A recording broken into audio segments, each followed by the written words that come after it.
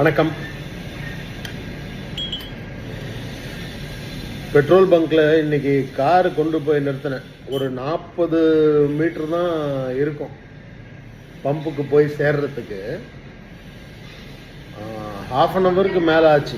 இத்தனைக்கும் ரொம்ப சிஸ்டமேட்டிக்காக பண்ணியிருந்தாங்க. கார் இப்படி வரணும், பைக் இப்படி வரணும், அது வரணும்னு எல்லாம் முறையாக போனோம். இருந்தாலும்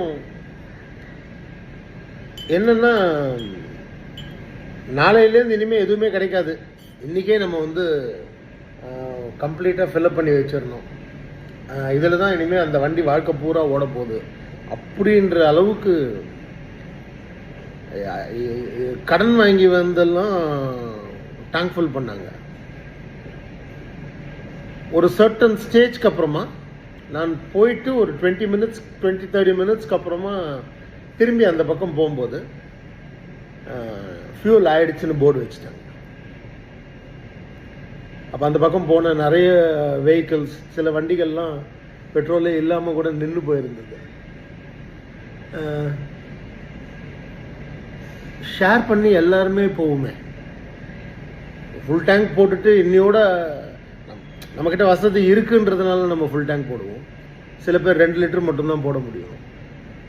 அவங்களும் வெளியில் போனோம்ல, அவங்களுக்கும் ஃபேமிலிலாம் இருக்குல்ல.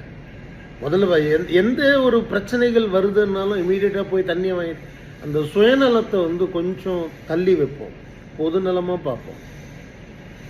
உடனே போய் காய்கறி மொத்தமாக வாங்கி எடுத்துகிட்டு போய் டம்ப் பண்ணிடுறது. ஏன்னா இதோட அந்த டம்ப் பண்ணதோட இன்னொரு எக்ஸ்டெண்ட் ஆகி நமக்கு உண்மையிலேயே கிடைக்கலன்ற ஒரு இது வந்ததுன்னா, அன்னை ஒரு பர்டிகுலர் டேட்டுக்கு அப்புறமா இல்லைன்றது இருக்கு இல்லையா. அப்போ அதை யோசித்து இன்னையிலேருந்து நியாயமாக தர்மமாக எல்லாருமே இப்போ ஃபுல் டேங்க் போடுறவன் ½ டேங்க் போட்டுட்டு லிமிட்டாக ஓட்டணுன்னா சந்தோஷம் தானே. இன்னொரு ½ டேங்க் நிறைய பேர் கிடைக்குமே.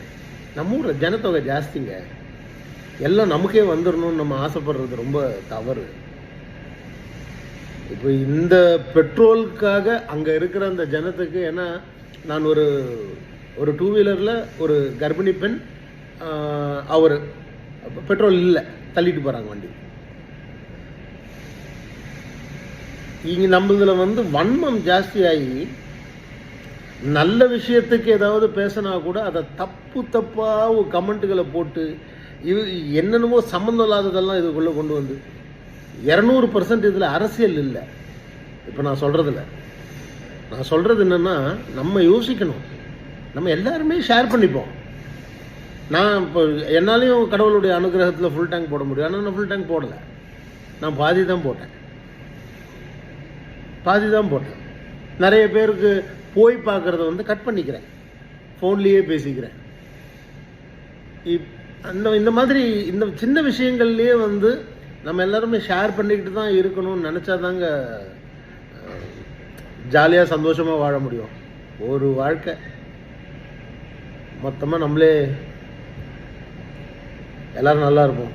கொஞ்சம் யோசிங்க. ஏதாவது அதிக பிரசங்கத்தனமாக இருந்தால் என்னைய மன்னிச்சிருங்க. அவ்வளோதான் சொல்ல முடியும். எல்லாம் சரியாக போயிடும்ன்ற அந்த நம்பிக்கை தான் நமக்கு தேவை. கேஸ் பற்றாக்குறை, ஹோட்டல்ஸில் நிறைய ப்ராப்ளம் எல்லாமே இருக்குது. எல்லாமே நடந்துக்கிட்டு இருக்கிறது என்ன, உலக நாடுகளில் என்ன நடந்துக்கிட்டு இருக்குது, அதனால் நமக்கு என்ன பிரச்சனைன்றது எல்லாத்தையும் கொஞ்சம் யோசிப்போம். ரொம்ப ஜாலியாக எல்லாத்துக்குமே பைக் எடுத்துகிட்டு போகிறது, எல்லாத்துக்குமே கார் எடுத்துகிட்டு போகிறது, அதை கொஞ்சம் லைட்டாக அவாய்ட் பண்ணிப்போம். ஃபோன்லேயே பேசி தீர்த்துற முடியும்னா அதிலே தீர்த்துருவோம். ரொம்ப இம்பார்ட்டண்ட்னா வீடியோ காலில் போவோம். அப்படி இருந்ததுன்னா நான் ஏன் இதெல்லாம் ஒவ்வொருத்தருடைய தனிப்பட்ட விஷயங்கள். நான் ஏன் இதை சொல்கிறேன்னா, அப்படிலாம் நம்ம மிச்சப்படுத்தணும்னா எல்லாருக்குமே பெட்ரோல் டீசல் கிடைக்கும். அதுதான், வேறு ஒன்றும் இல்லை.